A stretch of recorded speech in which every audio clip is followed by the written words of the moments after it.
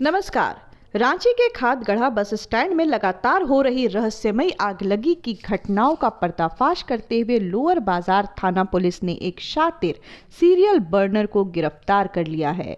जी हां, जिसने महज 24 घंटे के भीतर कुल 7 बसों को अपना निशाना बनाया था।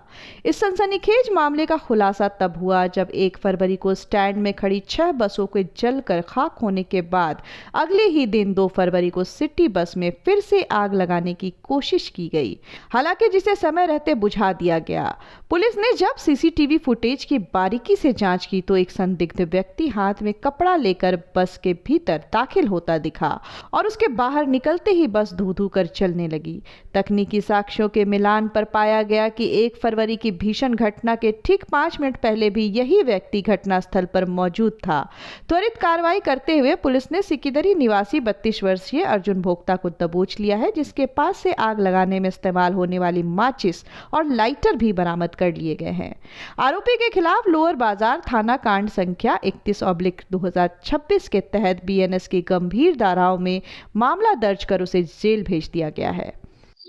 देखिए, आप सभी लोगों को पता भी है और रिसेंटली कुछ वीडियोस भी वायरल हुई थी। एक घटना हुई थी जिसमें 1 फरवरी को 6 बसेस में जो आग लगी थी और जो एक और बस है वो आधे क्षतिग्रस्त हो गई थी आग की वजह से। तो इस आगजनी की घटना के पश्चात स्थानीय लोगों से भी बातचीत करी गई और उसी दिन एक इंक्वायरी भी इनिशिएट करी गई थी कि इस इंसिडेंस का क्या रीजन हो सकता है। नेक्स्ट डे ही दोपहर के टाइम पर इसमें इन्वेस्टिगेशन चल ही रहा था कि नेक्स्ट डे भी एक ऐसी घटना हुई जिसके आधार पर इस केस का खुलासा हुआ है। इसमें एक व्यक्ति जो है नेक्स्ट डे 2 फरवरी को बस में अंदर जाते हुए दिखे।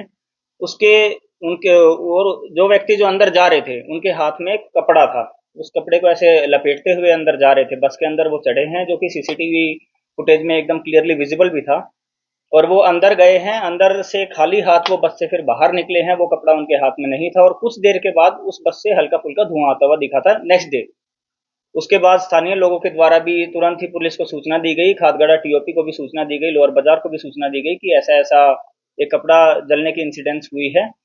तब फिर जो व्यक्ति है उनको आइडेंटिफाई किया गया और आसपास के सारे सीसीटीवी फुटेजेस को देखा गया।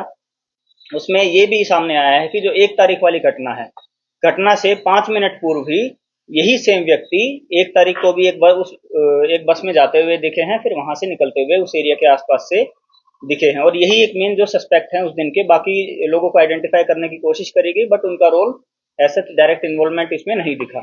फिर 2 तारीख को जो ये कपड़ा जो जला था, उसके बाद उस कपड़े को भी पुलिस के द्वारा सीज किया गया और जितने भी रेलिवेंट सीसीटीवी फुटेजेस थी उनको सीज किया गया है।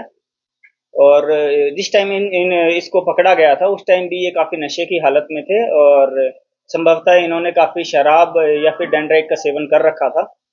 और इनसे आगे पूछताछ में यही आया है कि इनको किसी मतलब ये जस्टिफाई नहीं कर पा रहे हैं कि ये कपड़ा अंदर क्यों लेके जा रहे थे, क्यों इनके पास उस टाइम पे ये सेम कपड़ा जो अंदर लेके जा रहे थे वही कपड़ा अंदर जला हुआ मिला है। और जो पब्लिक ने उस आग को बुझाया था, आसपास के स्थानीय लोगों के द्वारा भी आग को बुझाया गया था। और आगे जो अन्य तथ्य हैं कि किसी आदमी ने इनको उकसाया हो या इन्होंने खुद से किया हो, उसके ऊपर इनसे इंटरोगेशन की गई है और जो आगे जो तथ्य सामने आए हैं उसके आधार पर आगे जांच की जा रही है।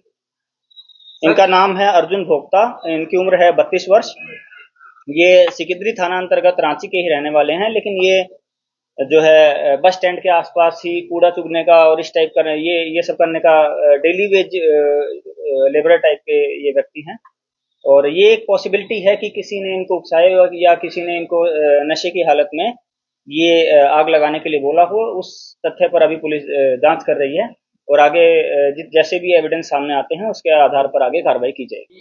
सुरक्षा का वहाँ बहुत कमी है, सुरक्षा बहुत कम है, जबकि 600-800 बस एवरीडे वहाँ से खुलते हैं। सुरक्षा का अगर आप आगजनी की घटना के पर्सपेक्टिव से अगर आप बोलते हैं तो वहां पर जो हमारी एक खादगढ़ा टीओपी भी ऑपरेशनल रहती है पुलिस की। और जैसे ही तुरंत पुलिस को सूचना मिलती है वहीं टीओपी से ही हमारे पदाधिकारी और जो जवान हैं वहाँ रेडी मोड में रहते हैं और वहाँ उसको किसी भी सिचुएशन को डील करने के लिए सामने आ जाते हैं। आपका जो कहना है कि जो आगजनी की घटना से रिलेटेड सुरक्षा है उसका एक बार हम रेलिवेंट डिपार्टमेंट से भी कांटेक्ट करके उसको रिव्यू करवाएंगे और जो पुलिस की तरफ से जो भी सपोर्ट मिल सकता है वो इंश्योर किया। सर, आरोपी से पहले किसी घटना में संलिप्तता रही? नहीं, इस आरोपी की पहले किसी घटना में संलिप्तता नहीं रही है, और चूंकि मैंने बताया कि ये काफी, जब इनको पकड़ा गया तब भी ये काफी नशे की हालत में थे, और ये स्पष्ट रूप से कुछ भी उस टाइम बता नहीं पा रहे थे। काफी टाइम के बाद ये थोड़ा होश में आए थे, और तब इनके द्वारा मतलब अलग अलग तरह की बातें बताई जा रही हैं, जिसका भी विश्लेषण करके उसके ऊपर आगे जांच, पुलिस की जांच जारी है। कई बार ऐसा होता है कि पुराने बसों को जानबूझ करके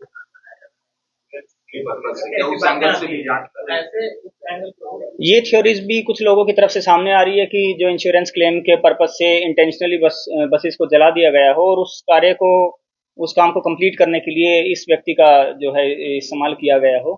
तो उस आधार पर अभी हमारा जो इन्वेस्टिगेशन का जो पर्सपेक्टिव है, वो उस पे भी हमारे ओपन पर्सपेक्टिव से हम उस पर्सपेक्टिव पे काम कर रहे हैं। सर, वहाँ की जनता ने अपील किया है कि वहाँ पे एक कंट्रोल का टीम होना चाहिए, सिलसिला 23-22 सिलसिला चलते हुआ 25 में भी हुआ था, तो उस पर आप क्या बोलेंगे? उस पर हम जो रेलिवेंट डिपार्टमेंट है, हम उसको इसमें कम्युनिकेट भी कर देंगे, और आप भी डायरेक्टली अगर आपको ये रिक्वायरमेंट है तो आप इस पॉइंट को रख सकते हैं, और उसके बाद आवश्यक कार्रवाई इस हिसाब से आगे हमारी तरफ से भी की जाएगी। कारण भी बताया आगे जो कारण नहीं, ये कारण नहीं बता पा रहे हैं। ये काफी नशे की हालत में थे, और जो किसी ने अगर इनको उकसाया है, और जो भी इन्होंने इंट्रोगेशन के दौरान बताया गया है, वो अभी गोपनीय है, और उसके आधार पर ही आगे जांच की जाएगी। लाइव लगातार के वीडियो को लाइक करें, सब्सक्राइब करें और बेल आइकन को दबाना न भूलें।